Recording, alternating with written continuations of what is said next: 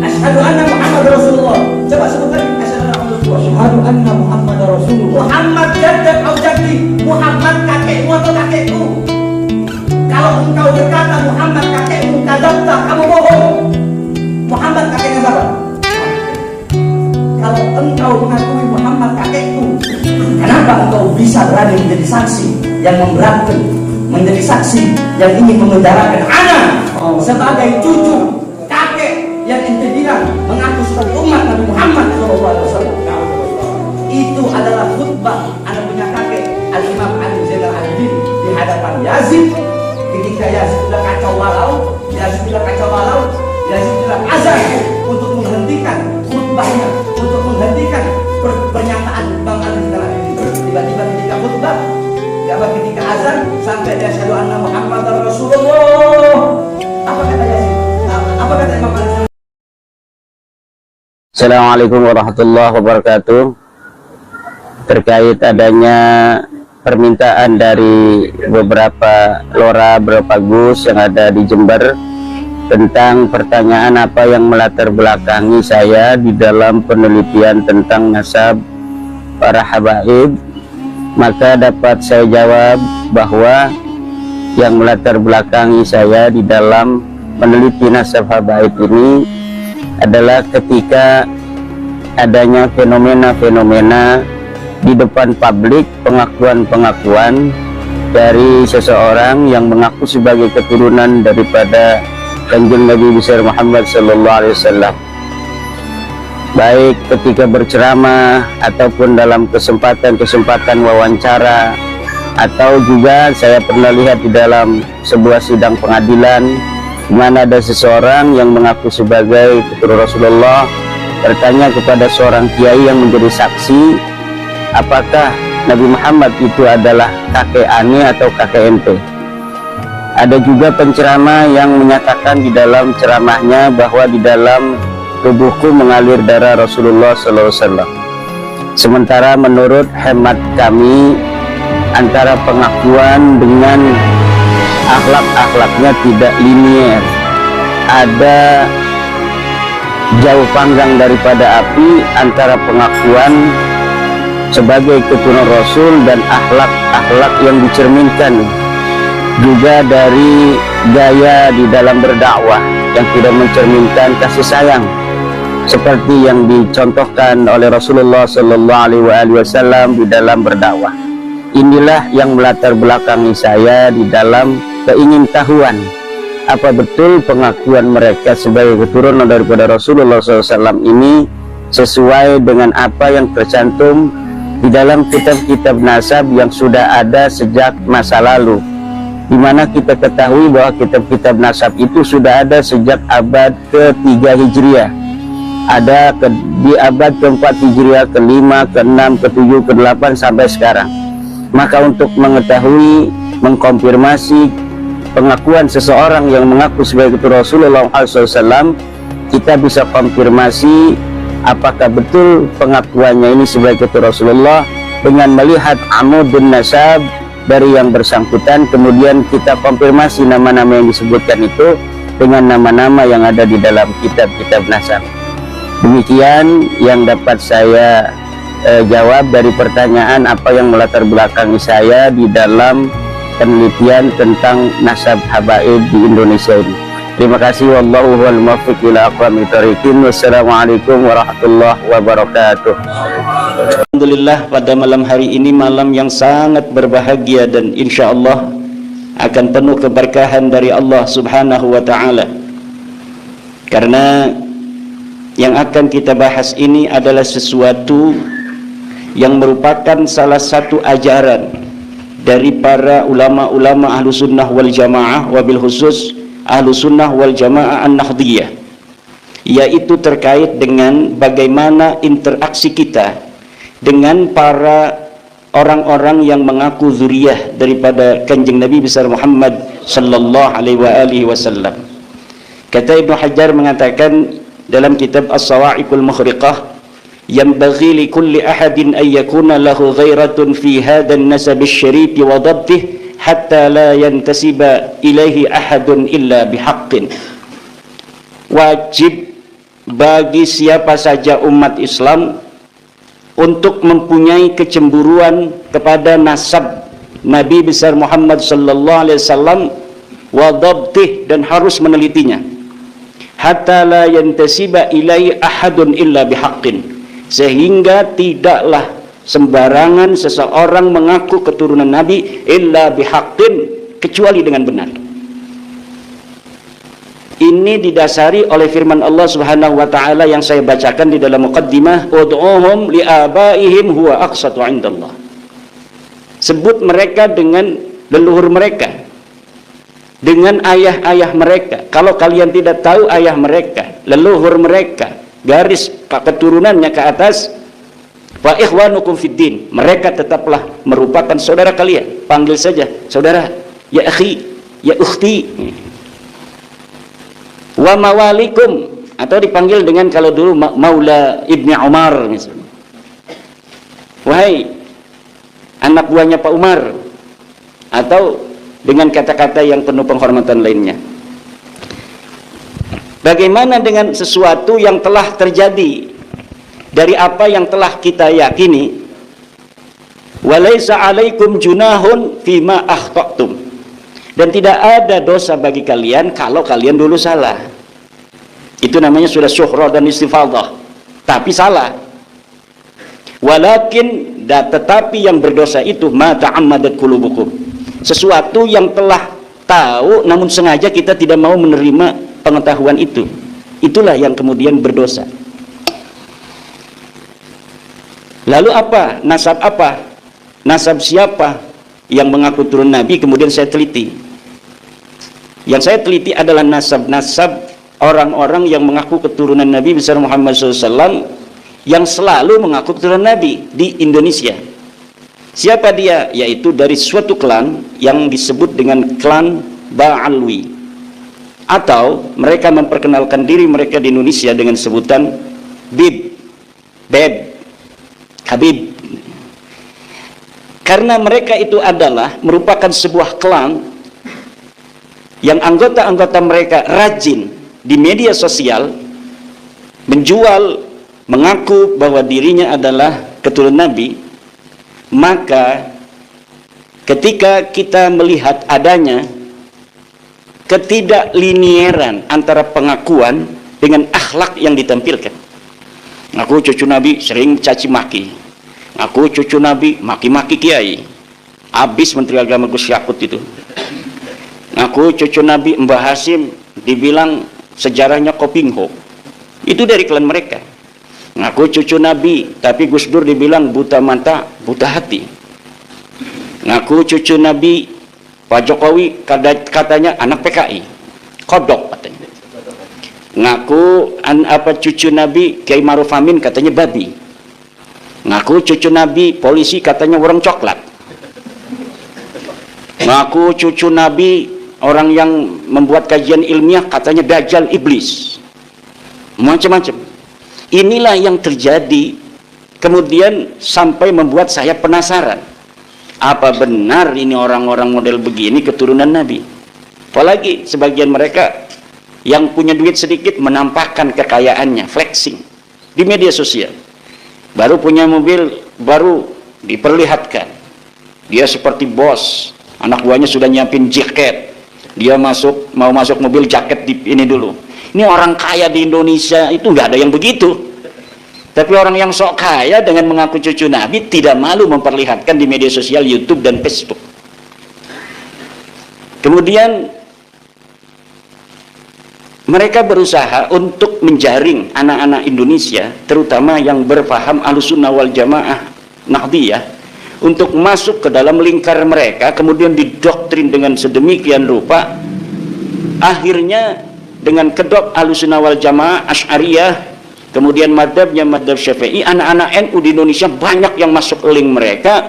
Di dalam pengajian itu sedikit saja NU ada kesalahan, mereka doktrin jamaah mereka untuk apa? Untuk membenci para petinggi NU.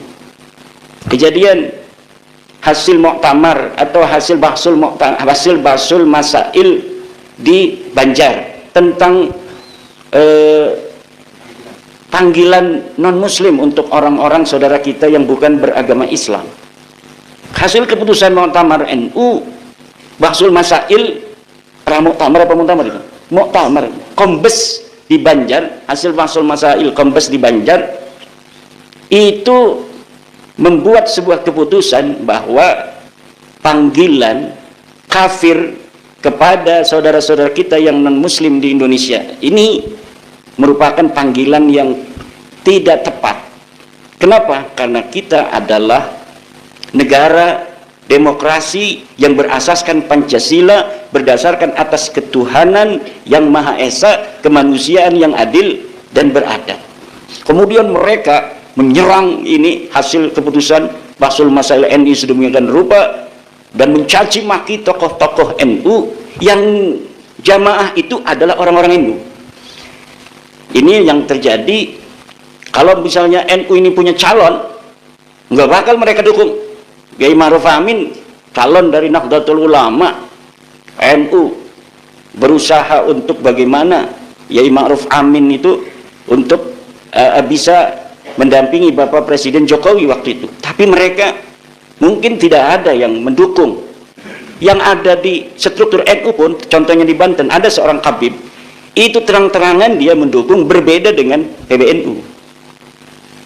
Kemudian ada seorang pengurus di PBNU yang dia juga ketua Rabitah Alawiyah pada saat itu, beberapa hari sebelum pencoblosan sengaja dia keluar sebagai pengurus di PBNU karena dengan mengundang wartawan dan pengunduran dirinya itu diumumkan. Untuk apa? Ini ada tujuan-tujuan. Mudah-mudahan saja bisa mempengaruhi publik bahwa dukungan masyarakat Nahdiyin PBNU yang luar biasa ketika itu, dari mulai PB, PW, PC sampai MWC digerakkan semuanya, ini sengaja untuk menggembosi, kemudian menyatakan mengundurkan diri beberapa hari sebelum pemilihan umum.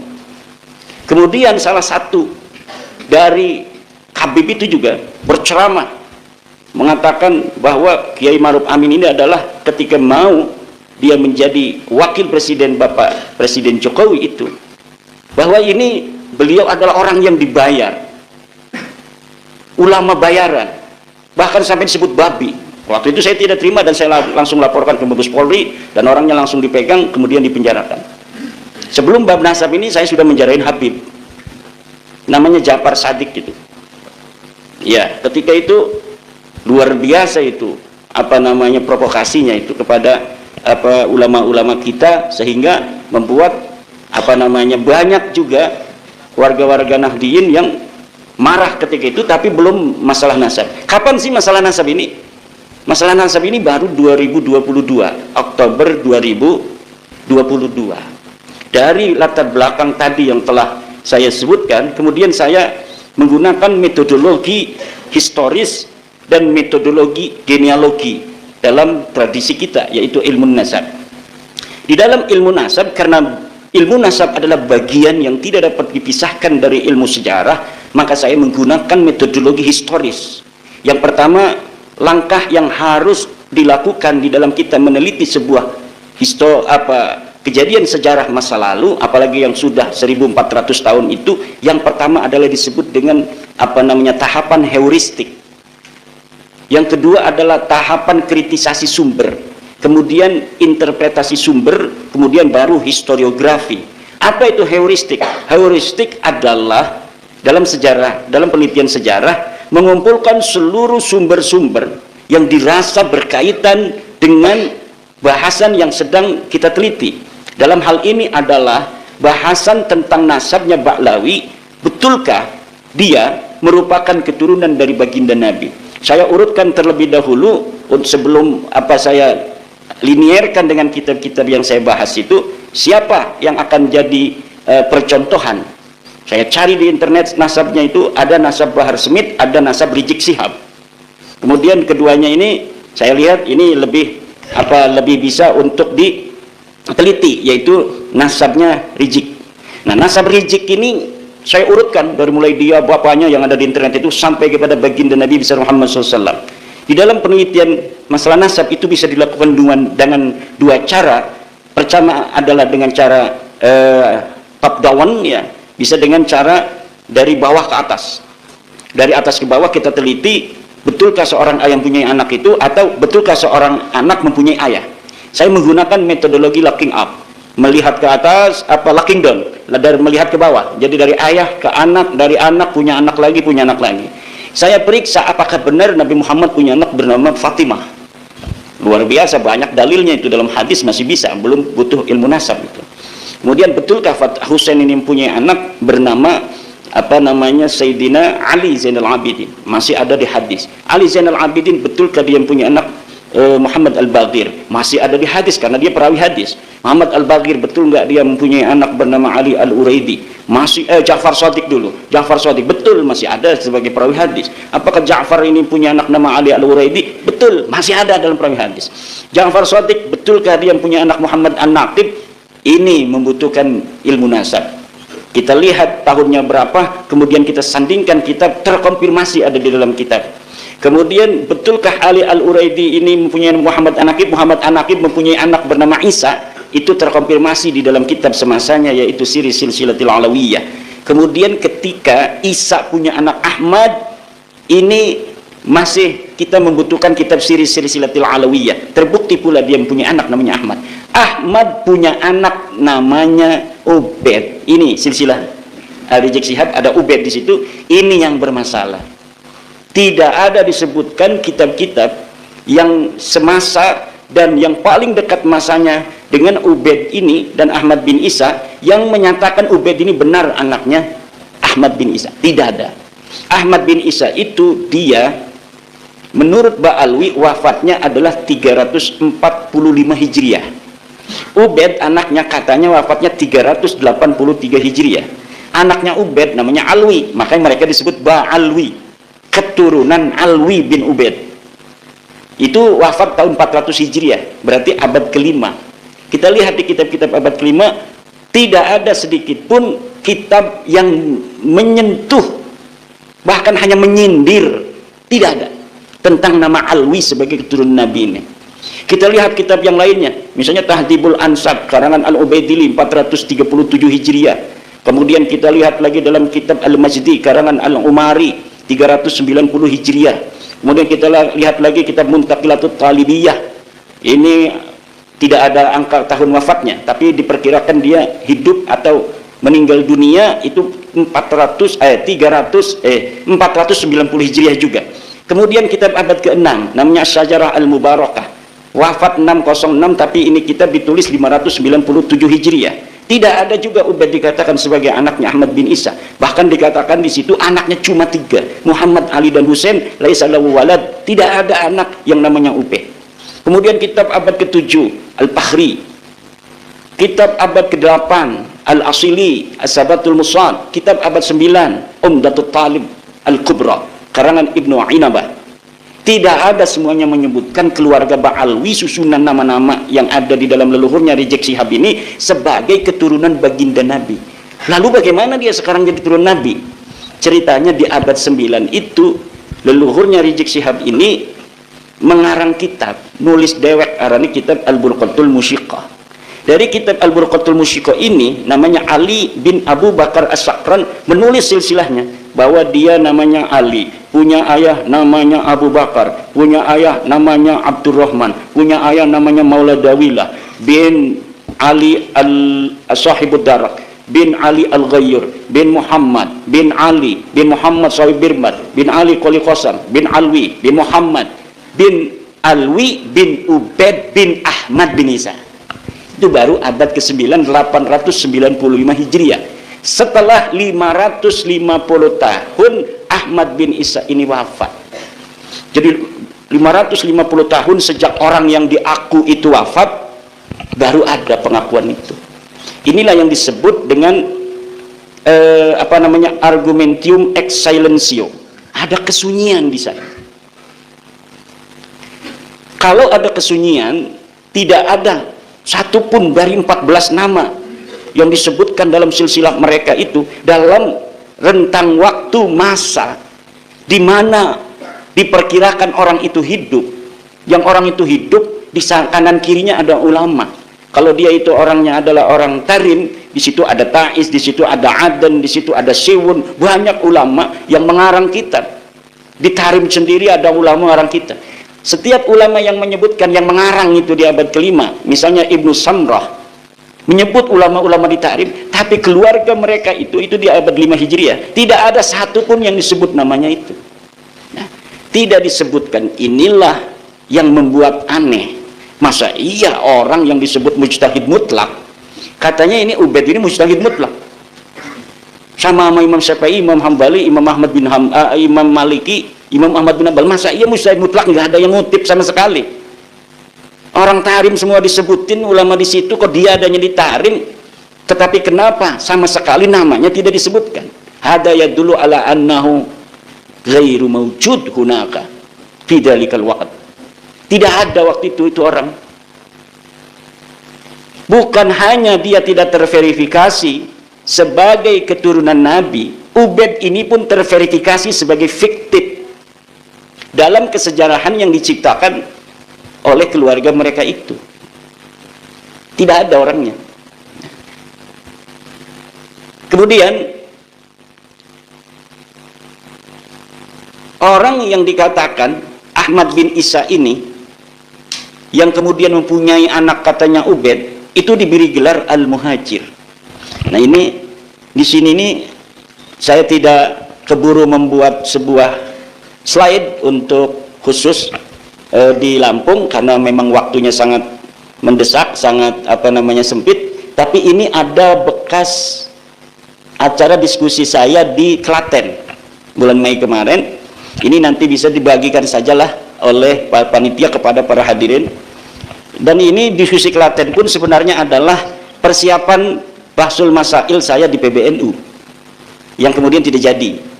Jadi saya dibel oleh Ketua LBM PBNU Kiai Haji Mahbub Ma'afi Ramadan, Yai ini jajaran Suriah pengen diskusi Bahsul Masail dengan Yai tentang nasab. Siap, bikin deskripsinya, bikin asilahnya, bikin jawabannya, bikin kesimpulannya. Siap, saya bikin deskripsinya, saya bikin kemudian asilahnya, saya bikin jawabannya, kemudian saya bikin kesimpulannya. Dan ini adalah sebuah rangkuman dari tulisan saya yang agak panjang.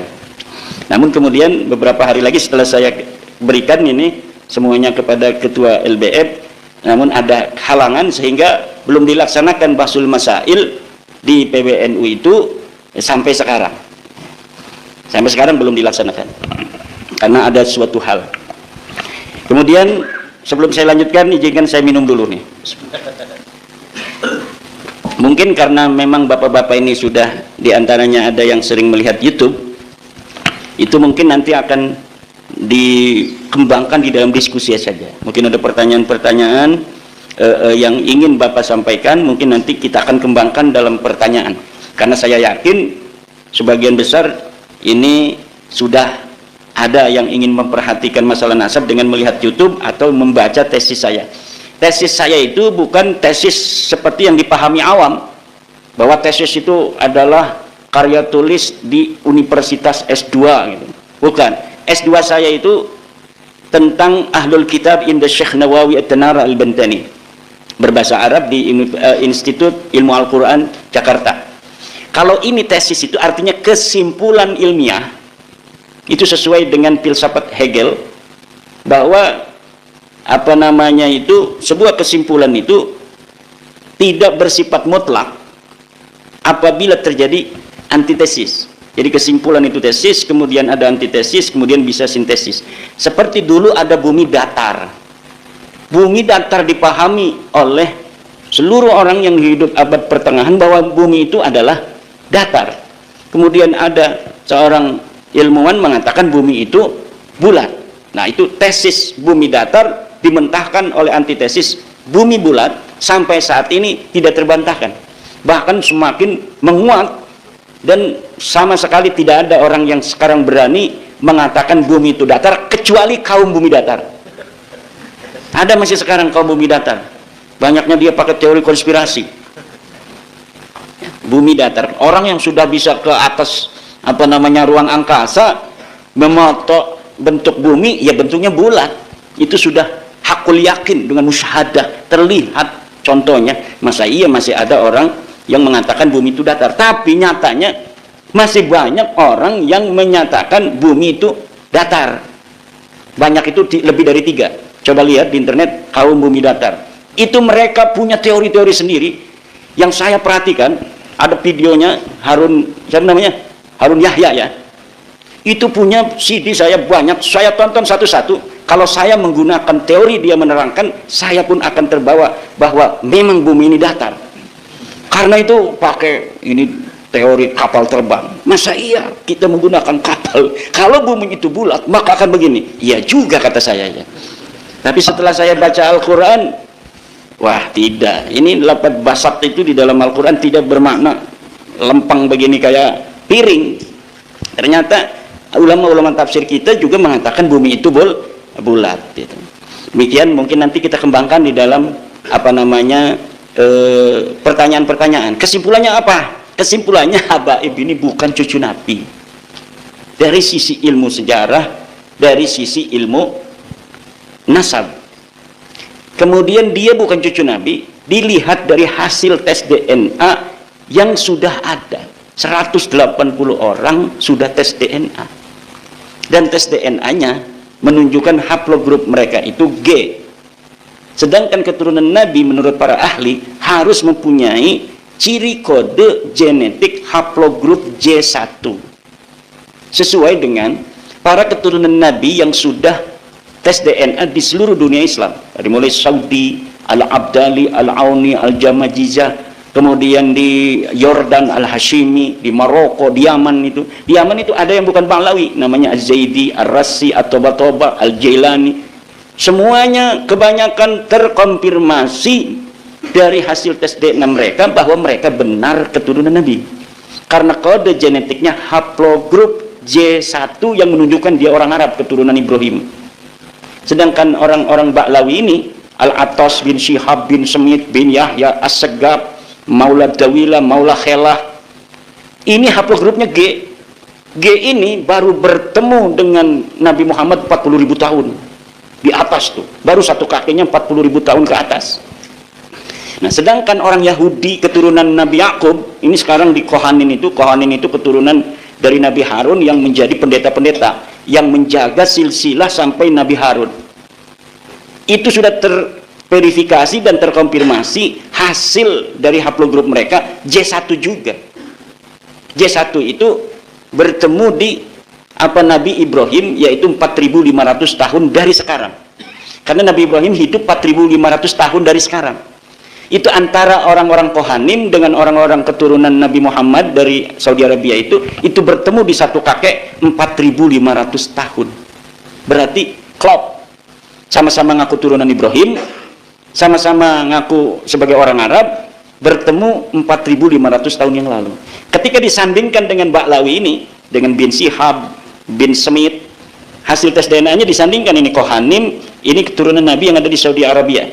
Seret ketemunya 40.000 tahun yang lalu.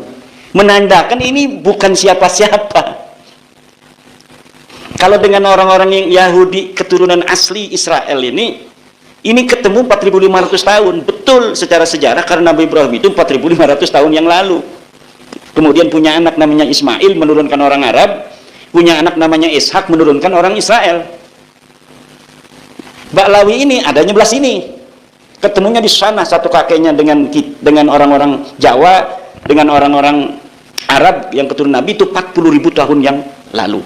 Kalau orang Jawa yang haplogrupnya O, itu ketemu Nabi Muhammadnya itu masih tidak terlalu jauh. Jadi kita lebih dekat dengan Nabi Muhammad orang Jawa daripada Ba'lawi ini.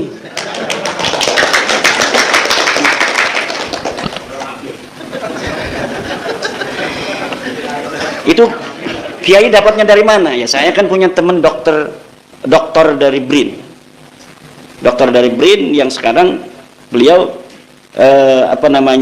giat untuk memberi pencerahan kepada masyarakat Indonesia tentang bahwa pengakuan Ba'lawi ini secara ilmu DNA itu mustahil.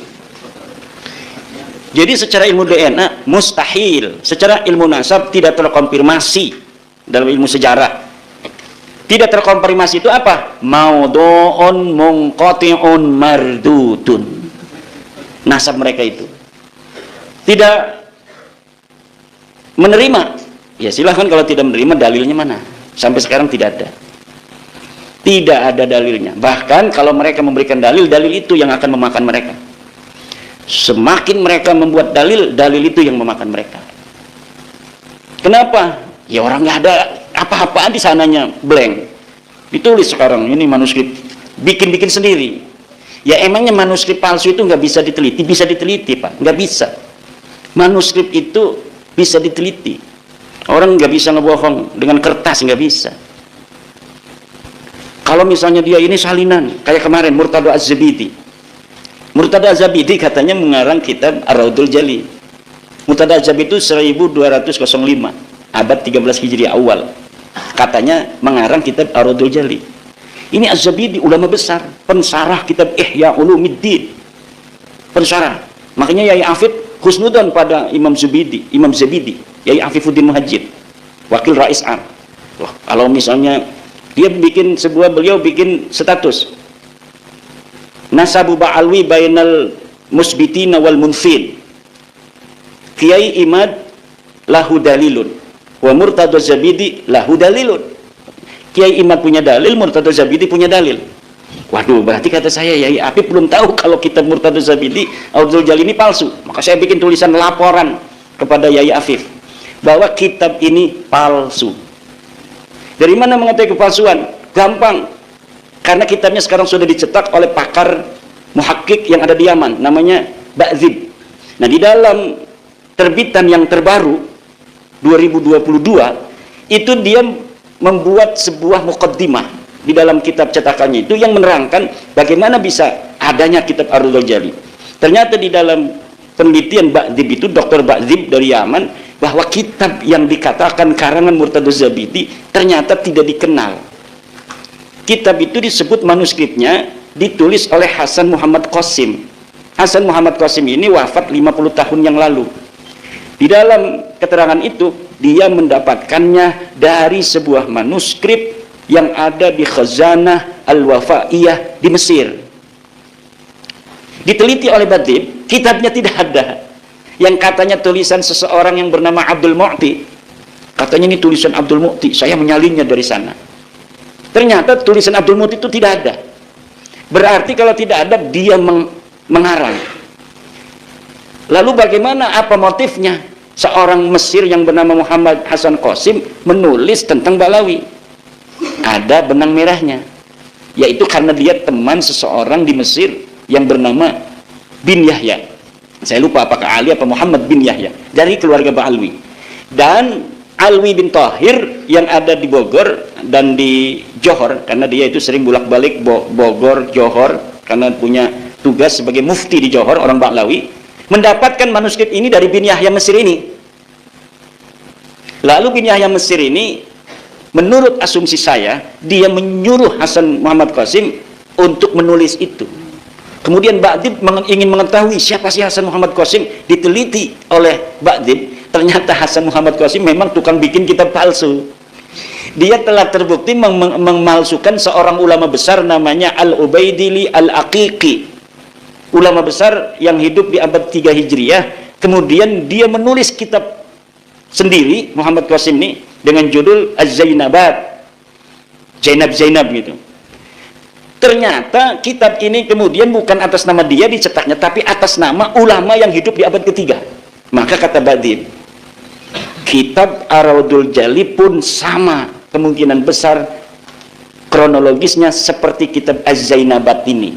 Muncul dari ruang hampa, kemudian agar laris, kemudian ditulis nama ulama yang hidup di masa lalu.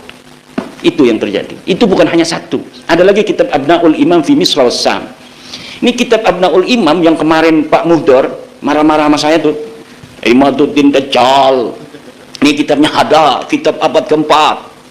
473 Hijriah. Di sini disebutkan Ubaid sebagai anaknya Ahmad. Kata saya, ini baru bangun orang ini. Saya sudah meneliti kitab itu sudah 2 tahun yang lalu dan sudah sering dibahas oleh orang-orang yang membela Ba'lawi. tapi ternyata dia mungkin ada yang bisikin, nih Beb, kitabnya ada tuh. Dia mungkin nggak mengikuti diskusi ini, akhirnya dengan pede sambil marah-marah, mana katanya Ibad menantang Ba'lawi, ini Muhdar Al-Hamid sudah ada, pakai ini kitabnya. Dikerjain sama temennya dia itu. Ya Allah, kasihan amat dia dikerjain orang. Dia udah pede, kan kitabnya kitab asli bener tuh, kitab yang dicetak, bahasanya juga Arab. Ya siapa orang yang tidak sekolah itu, orang yang tidak mengerti metodologi penelitian pasti akan langsung, karena banyak ulama kita juga kiai-kiai pakai kitab itu, Abnaul Imam fi Misra Wasyam. Padahal kalau dibaca muqaddimahnya sudah jelas. Jadi kalau kita baca kitab sejarah bapak-bapak, baca muqaddimahnya dulu. Pentahqiq itu kalau kitab masa lalu di muqaddimah itu dia menerangkan bagaimana ini sampai kitab 1000 tahun kok bisa ketemu di saya. Itu dia menerangkan dulu, kitab ini saya temukan begini, metodologi yang saya gunakan adalah sama sekali tidak menambahi. Itu dia akan mengatakan begitu kalau misalnya asli. Kalau ada yang kosong maka akan saya beri tanda titik 3, titik. Itu ulama-ulama muhaqqiq yang jujur. Ada juga muhaqqiq yang bukan tidak jujur, dia merasa mempunyai ilmu tentang apa yang tidak ada itu, misalnya sobek, tapi dia bisa melihat manuskrip yang mirip, kemudian kitabnya beda, tetapi ibarahnya, narasinya sama, maka kemudian walaupun sobek dia tambahin, tapi dia beri keterangan dalam footnote bahwa ini diambil dari kitab lain, seret. Tapi dengan ada di muqaddimah keterangannya. Ada juga yang tidak jujur, seorang muhaqqiq kitab masa lalu itu, yaitu dia ambil kitab Abnaul Imam itu yang ditulis 199 Hijriah, tahunnya itu 199 Hijriah, namanya Imam Toba-Toba.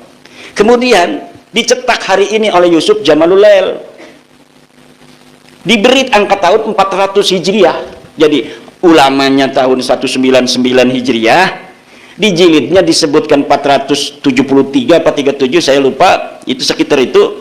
Kemudian dikatakan ditulis oleh dia dan ditambahi oleh dia, Yusuf Jamalul Lail yang hidup sekarang itu, dicetak atas nama ulama masa lalu. Ininya pemalsuannya itu luar biasa. Makanya orang itu kalau baca Abnaul Imam bingung, karena khotnya, komputernya itu sengaja khot yang susah dibaca juga. Coba baca kitab Abnaul Imam, susah dibacanya kitab itu. Kenapa? Supaya orang bosen, supaya orang bosen dulu lah, yang penting keterangannya, nggak usah ini mah susah dibacanya. Dan lihat di dalam kitab Abnaul Imam itu judulnya gede kan, Abnaul Imam fi Misra Wasyam, tapi sebenarnya dia tidak terlalu bohong juga, ada judul kecil di atas Abnaul Imam itu, dia kasih judul kecil Al-Aqdul Masi. Coba lihat, itulah sebenarnya nama kitabnya Al-Aqdul Masi itu, yang dikarang oleh Yusuf Jamalul Lail 1440 Hijriah. Mbak wingi itu mati nih sampai kerong tahun. Tapi di dalam kitabnya ditulis abad kelima. Ning jerone dia sebutkan, di dalamnya dia sebutkan ini kitab ulamanya wafat tahun 199 Hijriah. Tapi kemudian naskahnya ada di cucunya yang hidup di abad kelima, namanya sama Toba-Toba kan, nama marga. Seperti Ogan semua namanya. Kalau di Medan tuh batu bara semua. Kalau yang gas semua. Nah ternyata begitu. Jadi sudah, aduh kata saya dua tuh kan. Ada lagi kitab aneh namanya Tarikh Sambal. Kitab Tarikh Sambal dicetak, katanya ini kitab karya ulama Ba'lawi abad 10. Diteliti oleh ulama-ulama ahli tahqiq. Ini jangankan kitabnya, orangnya pun tidak ada, itu yang bernama Syekh Sumbul itu tuh. Orangnya nggak ada. Jadi orang bernama Syekh Sumbul abad 10 itu nggak ada.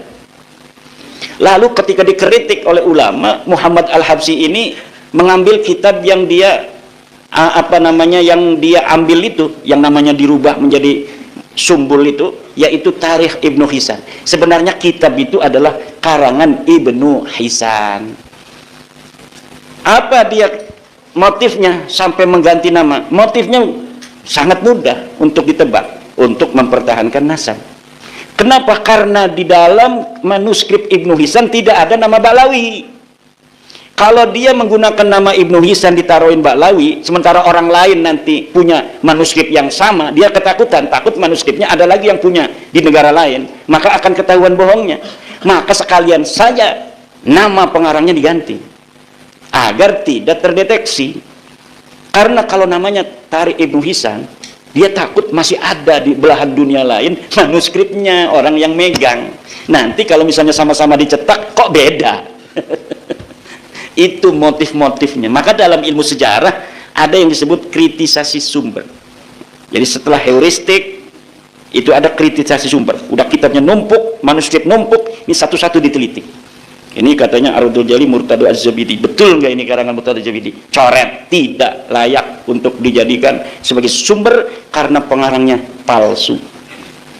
Dan di dalamnya itu baru melihat dari mana dia muncul. Kalau kita baca satu-satu, banyak kebohongan. Masa iya seorang Murtado Az-Zabidi itu berbohong? Orang mengatakan di dalam kitab Ardul Jali itu, Ibnu Hajar, bukan Ibnu Hajar, Al-Ubaidili telah menulis bahwa Ahmad bin Isa hijrah ke Yaman. Ditulis di dalam Ardul Jali. Lah kita punya kitab Al-Ubaidili, namanya Tahdhibul Ansab. Kita lihat di dalam kitab Al-Ubaidili, betul nggak itu Ahmad bin Isa hijrah ke Yaman? Nggak ada. Masa iya saya Murtado Zabidi bohong? Kalau kita meyakini itu kitabnya Syekh Murtado Zabidi, berarti kita menuduh Syekh Murtado Zabidi yang mengarang Ihya itu sebagai pendusta. Dan bukan hanya itu, banyak lagi tentang Maula Dawilah dan sebagainya ditulis, padahal masa hidup Maula Dawilah dengan katanya orang yang dia mengirim surat kepadanya itu tidak satu masa. Banyak itu. Kemudian yang terakhir itu Rumel, katanya ada kitab abad sekian. Bin Jadid mengarang kitab Al-Arba'un. Nah, kitabnya nggak mau katanya, belum boleh oleh sponsor saya. Bukan belum boleh, karena kalau disebutkan saya bisa mengatakan itu palsu. Karena gampang untuk meneliti sebuah algoritma yang telah kita banyak baca, hal-hal yang berkaitan dengan sebuah nasab yang kita teliti. Itu gampang, karena algoritmanya sudah jelas. 1, 3, 5, 7 udah jelas. Nggak mungkin 1, 5, 3 7 langsung ke 10, nggak bakal. Algoritmanya kan 1, ganjil kan, 3, habis 3, 5, habis 5 berapa? 7, nggak mungkin 1, 3, 5, 6. Salah itu, sama guru matematika langsung dicoret. Saya sudah bisa untuk menebak algoritma yang akan diberikan oleh siapapun yang memberikan bantahan itu. Kalau misalnya tidak masuk algoritma yang sudah ada, yang dibangun oleh ulama dari abad 4 sampai abad 9, dia sendirian ini ada, tanpa ada konfirmasi dari ulama-ulama yang ada di masa itu, udah jelas ini palsu. Belum melihat kertasnya, baru melihat narasinya, saya sudah bisa mengatakan itu palsu, karena tidak sesuai dengan algoritma yang sudah dibangun oleh ulama dalam catatan kitab-kitab mereka tentang nasab itu. Uang laka aja, misalkan begini, ada orang mengaku saya pengurus NU, maka saya sekarang mau mencalonkan diri menjadi ketua umum PBNU, karena dari dulu saya dari MWC saya sudah jadi pengurus MWC. Sebagai apa dulu pengurus MWC? Saya sebagai LBM. Nah, tahun berapa? Tahun 70. Nah, tahun 70 kan pasti ada algoritma di situ. Ada orang yang jadi pengurus, ada susunan yang mungkin bisa manuskripnya ada, ya kan? Misalnya Yai Imam Syafi'i ini dulu tahun 70 mah belum lahir, apa udah lahir Yai? Belum kan? Misalnya jangan tahun ini lah, tahun 2000 Yai Muhammad Imam Syafi'i sebagai, jangan tahun 2000, sekarang aja nih, tahun 2024 Yai Imam Syafi'i ketua PCNU Lampung Barat, betul tidak? Ada sekretarisnya tadi hadir, punya kan dilaminating kan? Nanti ada orang mengaku pengurus PCNU Lampung Barat tahun 2024, mengaku dia wakil sekretaris misalnya. Mana dia bikin palsu di komputer, sendiri nama dia, satu, iya ada nama dia Soeharto misal, tapi di punyanya Yai Imam Syafi'i tidak ada nama Soeharto, di punyanya Sekjen tidak ada, tahunnya sama, tanda tangannya sama di bawahnya, tapi namanya beda. Ini Soeharto muncul di dalam manuskrip dia doang sendiri, di punya orang lain, pengurus lain tidak ada nama Soeharto. Ini yang salah, ini sendiri apa yang banyak itu? Ini nih sendiri yang palsu nih. Dia hanya bikin kepalsuan ini untuk nyalon ketua umum PBNU. Itu yang terjadi dengan Nasab Alwi, daripada manuskrip-manuskrip yang coba untuk mengelabui publik itu.